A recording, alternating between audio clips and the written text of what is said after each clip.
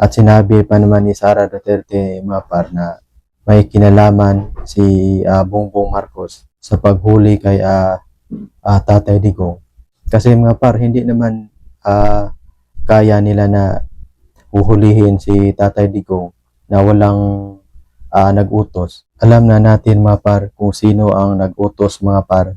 So magandang gabi po sa ating lahat at lalong-lalo na sa mga suporta sa ating channel.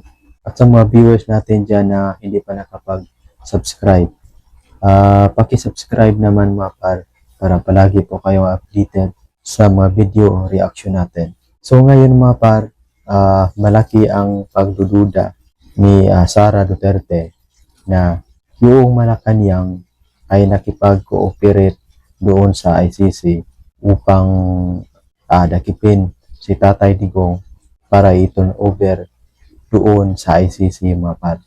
Kung walang cooperation nga nangyari, bakit tinanggap si Tatay Digong doon sa ICC mga par na yung Pilipinas ay wala namang jurisdiction doon sa ICC? Bakit tinanggap doon si Tatay Digong mga par? Yun ang question ng karamihan. Pero palagi po yung dinideny sa Malacanang mga par.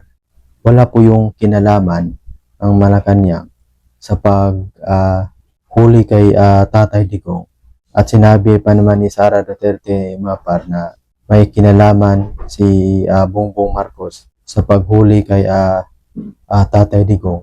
Kasi mga par, hindi naman kaya nila na huhulihin si Tatay Digong na walang nag-utos. Alam na natin mga par kung sino ang nag-utos mga par, pero palagi po nilang dinideny na wala po silang kinalaman.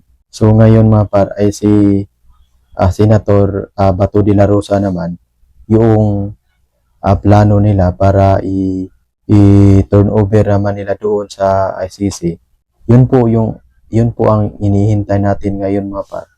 Kasi sinasabi na ngayon sa Malacanang na nakahanda na po sila para sa pag-arrest kay Senator Bato de la Rosa. So alam na nila mga par. So nakipag-cooperate po sila doon sa ICC. Kasi bakit alam nila kung walang cooperation nga nangyari? So hintayin na lang natin mga par kung ano ang susunod nito, kung ma-arrest ba si Senator Bato de la Rosa or hindi. So maraming salamat mga par sa palagi po ninyong panunood sa ating mga video at paki-subscribe naman mga par para ma-update po kayo sa sunod natin na mga video na i-upload.